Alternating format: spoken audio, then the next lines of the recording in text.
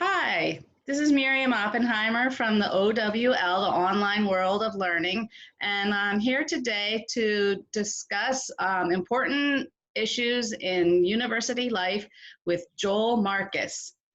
Hi, Joel, how are you? Good. How are you? Great to see you. You're in a beautiful location. Where are you today? Yeah, today I am in New Paltz, New York. New Paltz is about an hour and a half drive or bus ride north of New York City. It's a beautiful rural area in the what we call the Hudson Valley. Yeah, we have the big Hudson River coming through here, and it's lovely. Lots of farmland and small communities. I'm right near a university here called SUNY New Paltz, which is State University of New York here at New Paltz. So I'm sitting here in my backyard here in New Paltz. Great. Well, thanks. Thanks so much for joining us today, Joel. It's very exciting and an honor to get to talk to you about your work with university students.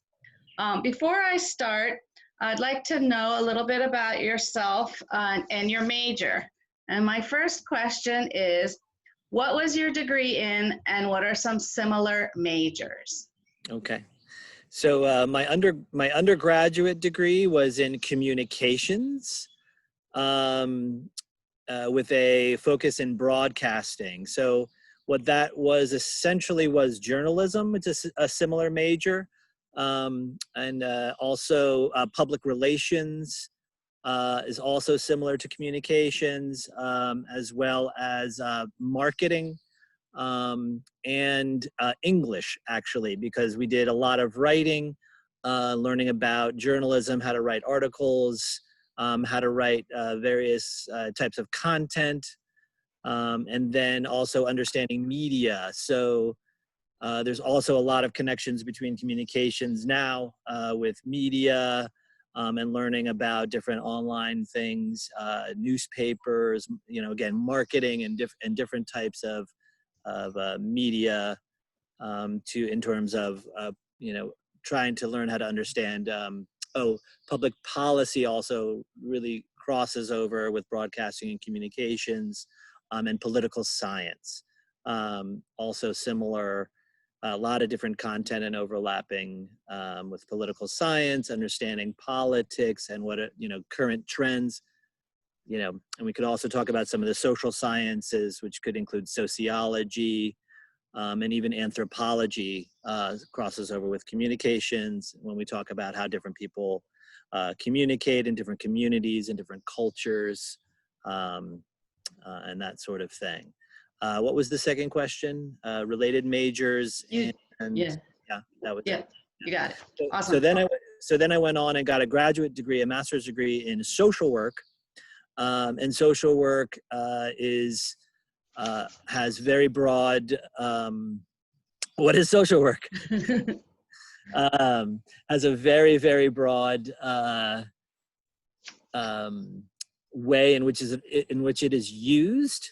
But the study of social work really looks at, well, there's several different tracks of social work. One is a clinical track and one is community organizing. And I went on the clinical track. And the clinical track of social work is essentially learning how to work with people around mental health, wellness, and just overall human needs. So that could be socioeconomic needs, that could be parenting, that could be what we call systems work, which is ways in which individuals, humans, interact with the systems around them. And that's everything related to family, healthcare, socioeconomics, work, culture, race, all these different systems that interact. And so social work looks at how is a person doing in relationship to those various systems. And what I do mostly is help them around mental health. What are the stresses that come as individuals interact with these different systems? How do they socialize with friends and family and their community? and how do we help that be a less stressful process, and help people feel more connected and supported in their lives. Community organizing is, again, looking at the systems around communities and how do we help different communities grow, connect, get needs met, establish goals for communities, and so that they can grow and obtain the things they need or improve in ways that they might need. Wow, that's so interesting. Thank you so much, Joel. And then, so you were in graduate school in New York City. I bet that was really exciting. Can you tell a little bit about graduate school in general, and then specifically what it was like in such a big city? Yeah, graduate school is really, really exciting because you have a lot more autonomy, which means like you can really like what you want to do and sort of how you are doing your degree. I went to a school called the Hunter School of Social Work in New York City, and this was really focused on the interactions of individuals around systems of racism, systems of culture, and systems of how individuals integrate or don't integrate with communities, and their own communities and other communities. And so being in New York City was just really amazing because of all the different types of communities that are there, and being able to work with these different communities and work with individuals as they navigate from one community to the other. So for example, you might be working with a couple, and one person in the couple is a Black person and another person is a Latino person. And the Black person comes from a neighborhood in Queens that is predominantly a Black community. And the Latino person comes from the Bronx, and what's going on there, and all the different cultural interactions between these two families, their communities, and how they navigate language, how they learn about their different communities and interacts, and the stresses of some of those things as race plays out, and then how they interact with sort of the white communities and white people like myself, coming from like my perspectives, and how we all learn to work together and integrate with each other and navigate all the different systems. So New York City is really, really amazing for the amount of different kinds of people that come together and how they interact, within the city. It sounds like it was really interesting and you learned a lot. Can you tell a little bit about internships in general and internships, your internships? Sure. So my first internship was at in New York City. There is so many different types of internships. It's such a rich place for social work and social services and human services, and psychology, because of all the diversity and all the different things that are going on there. And so my first year in social work school, you do 2 years of internship. It's generally a 2-year program. So you do 1 year internship during your first year, and then another internship during your second year. And so my first year internship was at a place called Center for Urban Community Services, located in Times Square. And this is a housing organization that houses people with significant mental illness. And so I was working, doing individual work and groups with people at this housing complex that housed about 200 individuals in a converted hotel, and they helped these folks in Times Square. And so it was really exciting to see how these individuals really loved being in the city, loved Times Square, loved the tourists, interacting with the tourists and talking to them, and they loved talking to different people from all over the world, because everybody comes to Times Square from all over the world. And they really took great pride in their community and interacting with people from all over the world.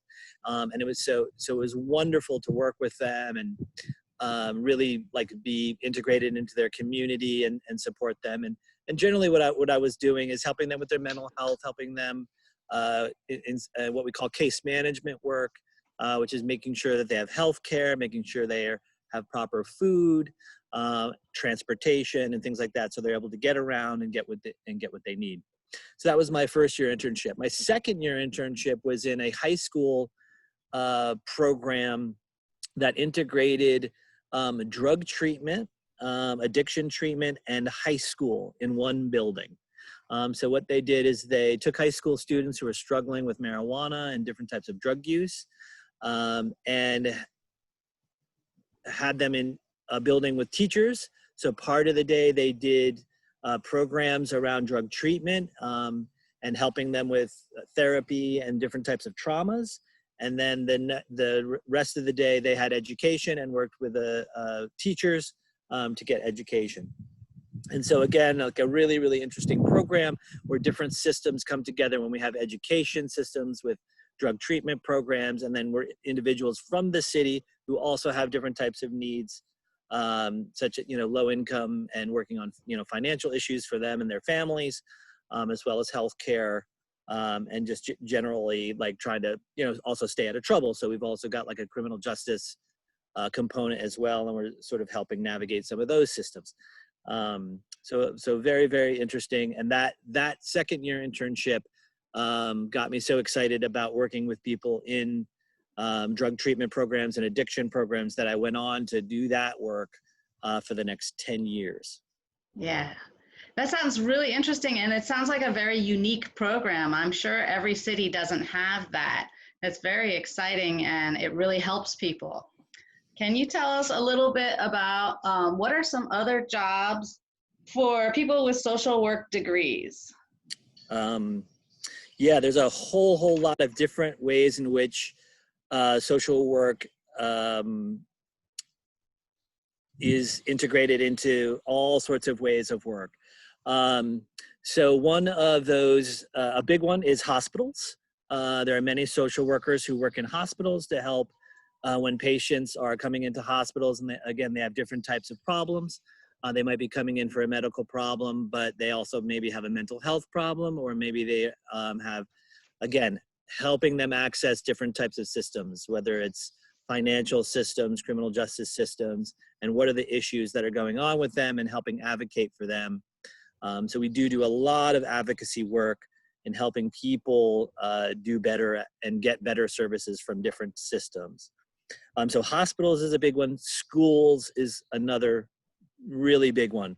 A lot of social workers go on to work in schools to help different kids, students of all ages. So that's a big one.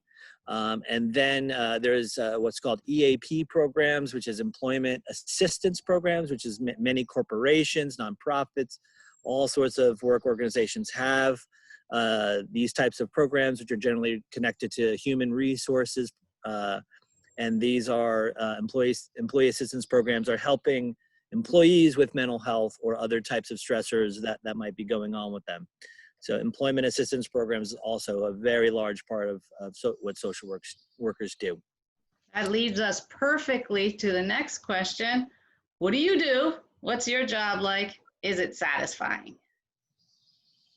Well, I'm currently working at the State University of New York at New Paltz, a large university, about 8,500 students there. And I work in their counseling center. So what I'm essentially doing is helping individual students and groups around mental health. So working with individuals between the ages of 18 and 22, try to navigate college and what's that like for them. We have a large population of people who come up from New York City, who come to college, large population of people who are first generation going to college. So really helping them navigate, again, a new system, a new way of living and interacting, being in a college setting, being away from home, again, trying to be self-sufficient or autonomous in like scheduling your classes, getting to appointments, taking care of your physical health, learning socialization, interacting with people, and helping them navigate all those different things. So it's really, really exciting. What I really like about it is working with young people and their vibrancy, their excitement, the way they engage with people, and they are really connected to community. It's like in that age group, people really, really need their friends. They really, really want to be around their other people. And they're really, really trying to figure out how to navigate socially and within a social group. And so it's really fun to sort of help them and try to provide them skills to get. It sounds like you're answering this question. Yeah, college students are really a great group of people. It's a population that I was not prepared really to work with, but I have found to be very fun and very fascinating. They have, what we call in social work, a very, very high levels of resilience. A lot of difficult things may have happened to them in their lives, but they've been able to get over it very quickly and navigate new situations and new stressors very well. They adapt very well. And so it's really exciting and inspiring to see students go through some really difficult things. And whether that's an LGBTQ person sort of coming out for the first time, or, again, a first generation person, taking a stretch away from their home culture. Their parents had never gone to college, and that's why you call them first-generation students. Yes, right. A first-generation student is when this is the first time a person in their family has gone to college. Mm-hmm. So we call them first-generation students, and again, like they're often navigating language barriers, and very, very significant cultural shifts. And so it's really, really exciting to see them navigate these difficulties, adapt, and really do great. And they do great. That's great. And that sort of leads us to this question. What kinds of problems do the students have?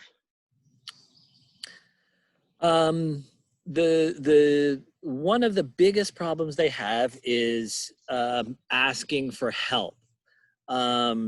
That we have a very, very, American culture and other cultures as well, but it's very, very strong here in the sense that we have this thing called individualism, which is this idea that you're going to handle things on your own. You're supposed to handle your emotional self, your physical self, your work, and all these things on your own. Uh-oh. And so we've really been socialized to do this.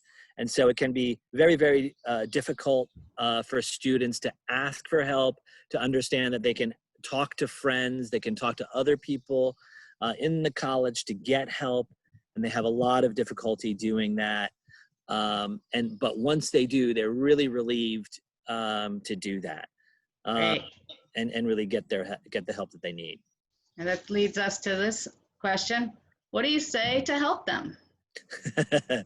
Well, part of one of the ethics of social work is really treating each individual differently, and really looking and really listening, and really trying to guide them in a way that is unique to that person.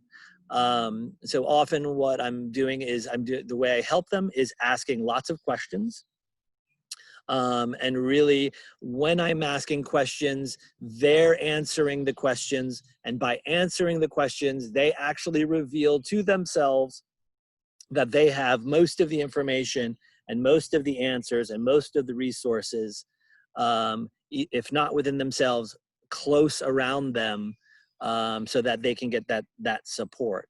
So really, a lot of what I'm doing is helping them see the deep resources and abundance of resilience that they have, and seeing the abundance of resources in their communities and the people just right around them. Guess what my next question is? what resources are available for them. Yeah. So, it's really interesting because we have community resources in this town where we live in, and then we also have resources within the college.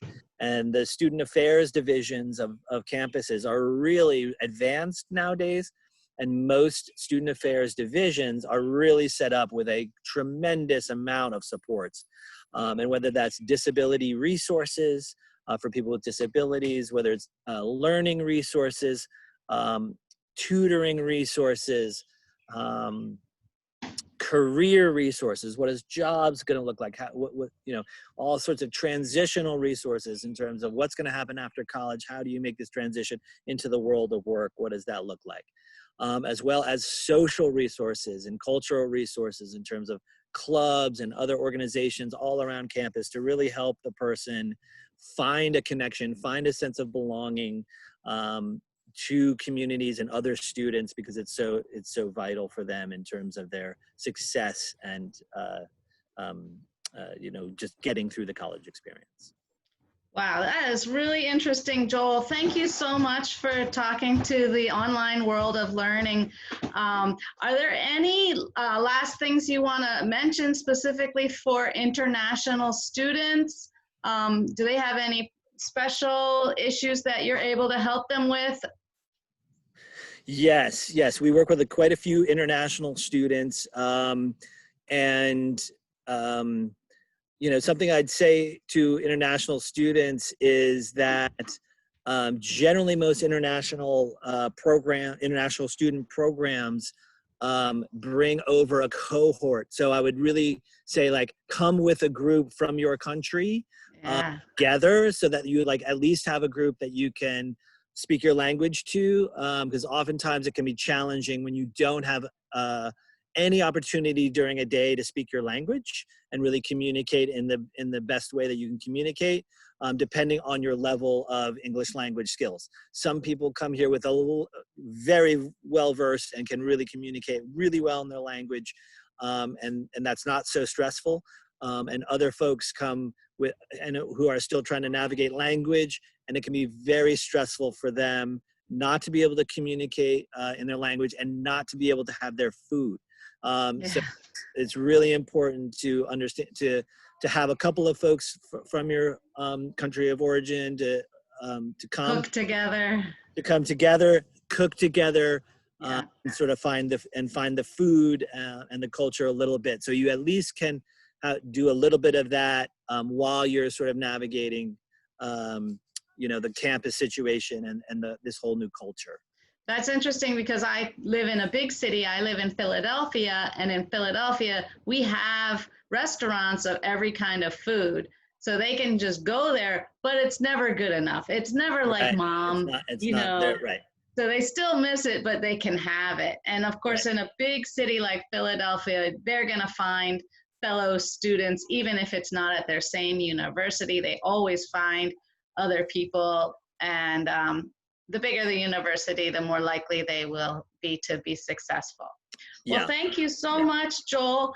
Are there any websites or anything that we could link the students to that you're thinking of off the top of? Off the top of my head. The Hunter College School of Social Work website, which is, again, located in New York City, is a really great resource. The SUNY New Palz website, sunynewpalz.edu, is really a great place to look at. And, also the State University of New York website, the State University of New York has 60 campuses across the state. And there are just quite a few campuses that we have across the state. So it's really a great resource for a lot of different types of programs, and the different colleges have their different strengths. Like SUNY New Palz is an education college. So we have our strength is training and educating people to become teachers. And that is our big strength. Other colleges have strengths in engineering and business and things like that. I didn't know that. That's wonderful. Yeah, so Yeah. it's really, you know, great to look at the whole SUNY system and find, and people can find what different colleges have the programs that's best for them. Well, thank you so much again for speaking with the online world of learning. We're an online teaching school. We have many different classes and all different types, but particularly we're geared towards international students. And it's so nice of you to take this time out of your busy day during this exciting time in history. So we'll look forward to talking to you again sometime soon, and have a great day. Thanks. Be well, everyone. Be well. Thank you. You.